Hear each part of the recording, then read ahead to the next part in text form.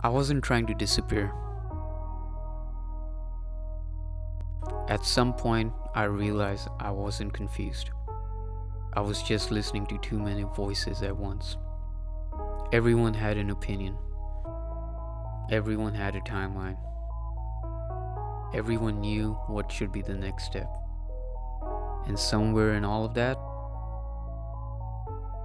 I stopped recognizing which thoughts were mine.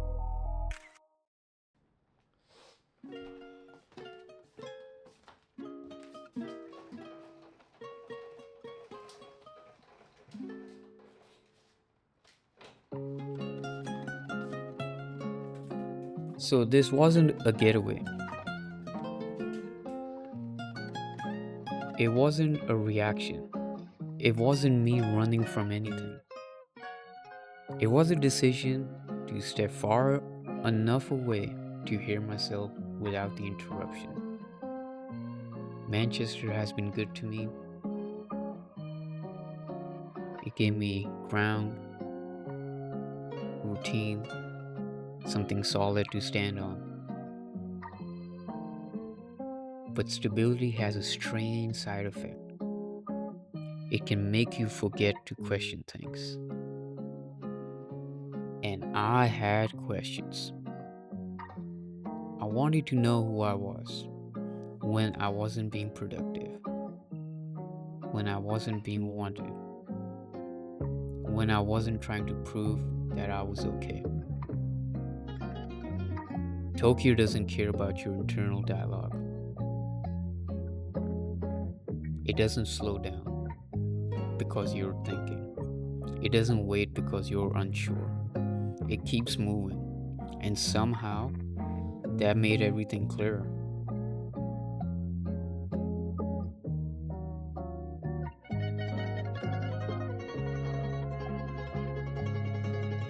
I realized how often I rush myself, how often I treat stillness like something dangerous. Like if I stop long enough, I fall behind. Or worse, feel everything. Back home, I filled the gaps. Busy schedules, busy nights, busy distractions. Anything that created momentum, even when I knew momentum without direction is just noise. There were moments I mistook attention for intimacy. Moments I chased dopamine instead of depth. Not because I didn't know better, but because knowing doesn't always stop you. I wasn't broken. I was overstimulated. Being alone here changed things. No one checking in, no one expecting updates, no one validating my choices. Just time. And time has a way of asking uncomfortable questions. Believe me. Who are you when no one is watching? Who are you when there's no one to chase? Who are you when being alone isn't temporary but chosen?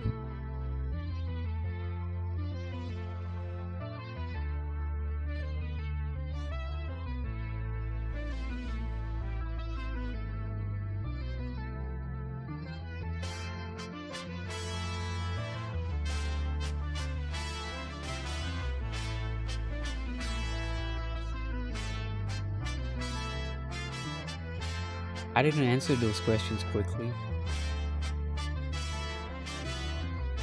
I let them sit. Mientras uno está vivo, uno debe amar lo más que pueda.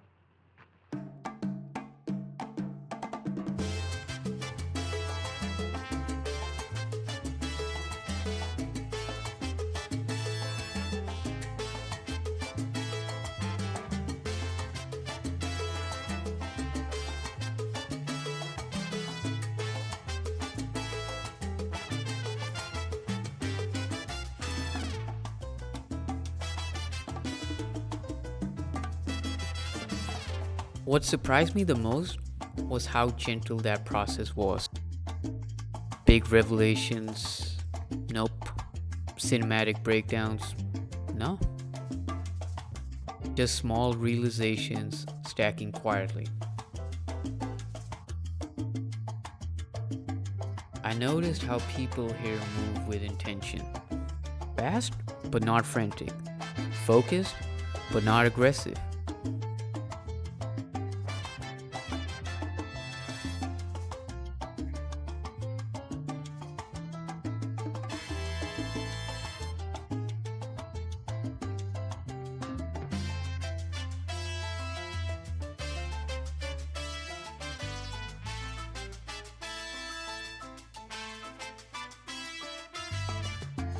There's a respect for timing, for pauses, for moments that don't need commentary.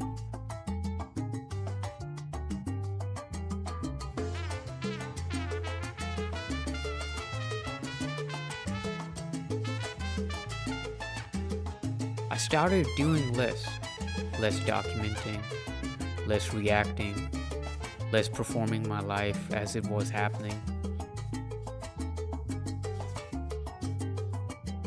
And nothing collapsed.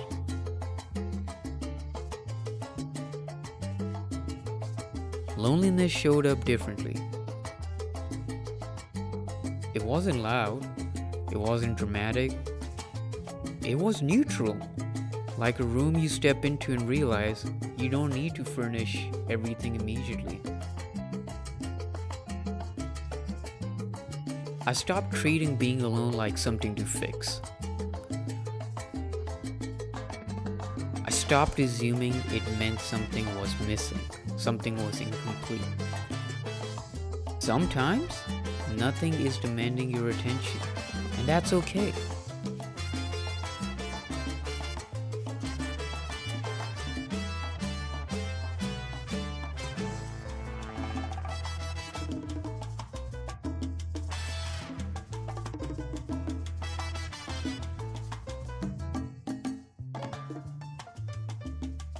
I learned that purpose isn't something that you hunt down. It's something that becomes clearer based on what you stop running from.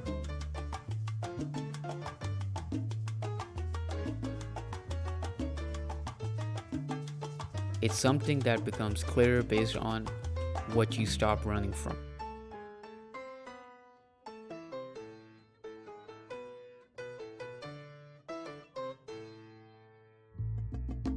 I don't need every answer.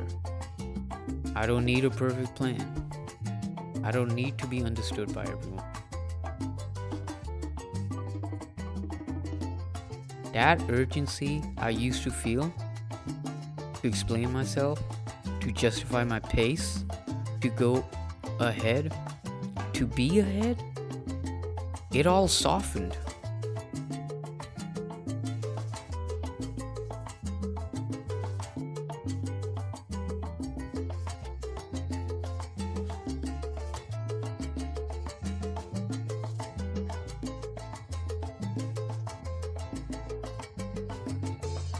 I started trusting rhythm instead of pressure.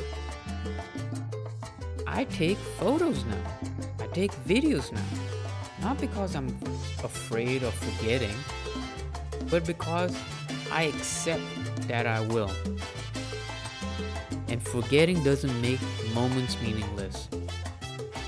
It makes them human.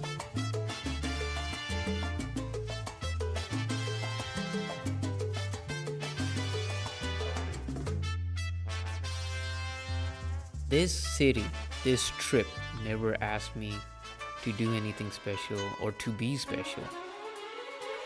It just asked me to be present.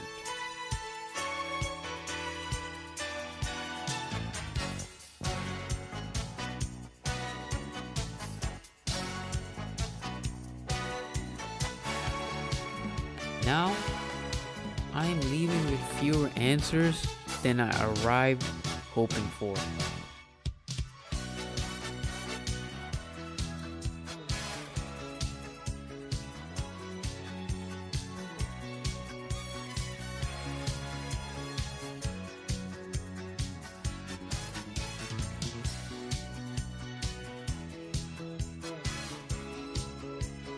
but I'm more aligned, more aware of what drains me, more honest about what to build, more comfortable with not arriving yet.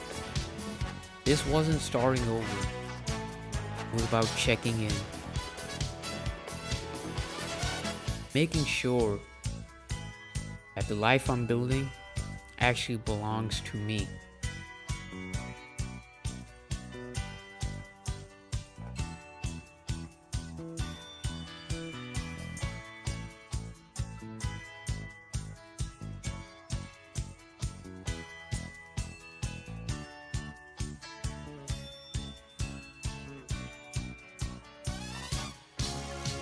I don't feel finished.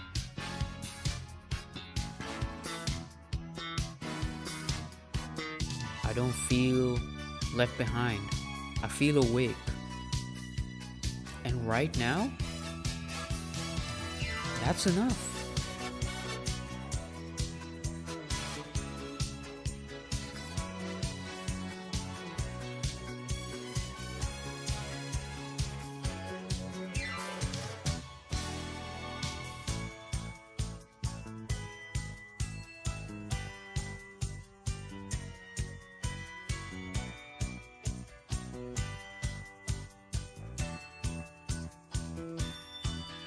So in this pause, I truly can't say I found myself.